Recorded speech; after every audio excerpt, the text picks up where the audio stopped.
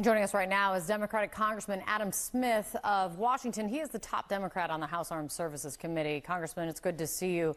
NPW is reporting that he's been trying to figure out how significant maybe this breakthrough is, as he was just discussing, of Russian forces still pushing forward with their offensive. We are now days away from this summit in Alaska. Do you think Trump should be hosting the summit? I don't think that this is the right approach to Putin. I think Trump has misplayed this from the very beginning. He has showed Putin weakness. He has undermined Ukraine's position. He's undermined the European alliance. And the effect of that has been to further embolden Putin. What we need to show is the 53-nation alliance that came together to support Ukraine is holding strong, and we will defend Ukraine. Convince Putin he can't win. That's what forces him to the table. Trump has been really sort of spouting Putin talking points. The meeting itself, I don't know, it doesn't really hurt to talk to Putin. It's the message that Trump and his administration have sent to Putin, gosh, ever since he was elected in November. It's a message that if Putin just waits long enough, the Trump administration is going to walk away from Ukraine. So what Trump needs to be showing right now is strength, that we're going to support Ukraine, that we're going to make sure that they can defend themselves. So the overall message from the Trump administration has emboldened Putin by showing weakness to date. And kind of what is on the table or not is a bit of a question, as Nick Payne-Walsh was even leaning to with the special envoy Steve Witkoff, who had the meeting with Putin last week that kind of led up to this. I want to read some of the CNN reporting around the special envoy Steve Witkoff and his role.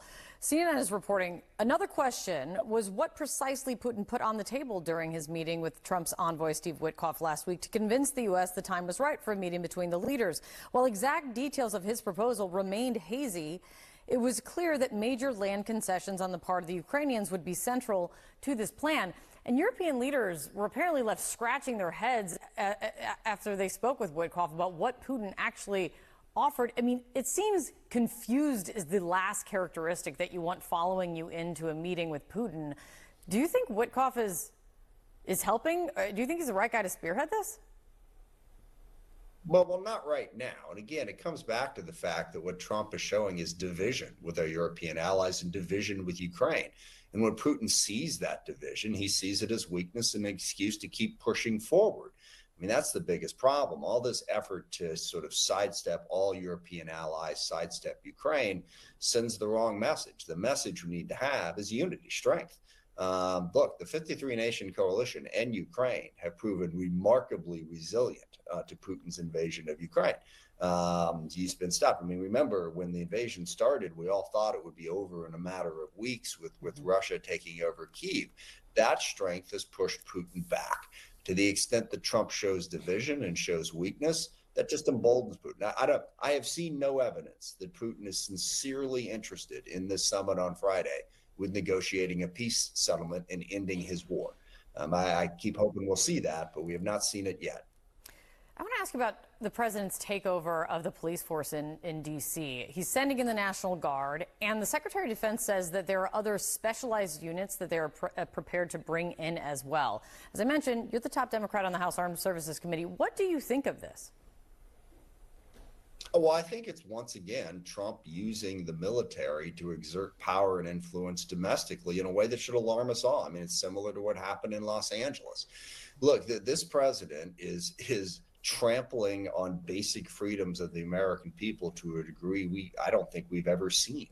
You see that with what the ICE agents are doing in terms of picking people up off the streets with no evidence, no due process, locking people up. This is happening all across the country. Look, it's pretty clear the president wants his own domestic police force, and step by step he's trying to create it. And we should be deeply alarmed by that, regardless of how you feel about crime in Washington, D.C. or any other city. I mean, certainly, I think we can always be doing better on enforcing the law and protecting, our citizens in various different places. But there's ways to do that without involving the Department of Defense. And that step is a huge step towards an autocratic government with a president who has his own domestic police force. So that's the biggest thing that alarms me about it. You want to talk to Washington, D.C. about how to do a better job on crime? Sure. but calling in the military, as he has done over and over and over again across the country along the border, that undermines the freedoms of all Americans, and we should be concerned about it.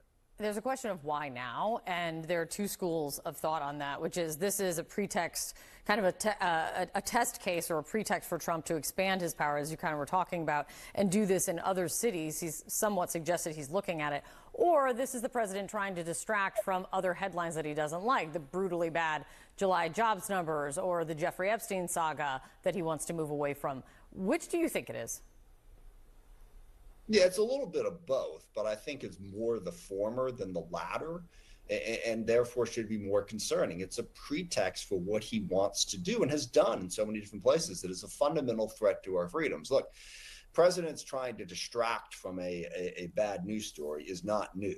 Presidents wanting to use the U.S. military, wanting to greatly expand the powers of domestic law enforcement by the Department of Homeland Security to enhance power and undermine the freedoms of basic Americans, that's new. And that is deeply, deeply troubling. And that should be the focus. Congressman Adam Smith, thank you so much for coming in.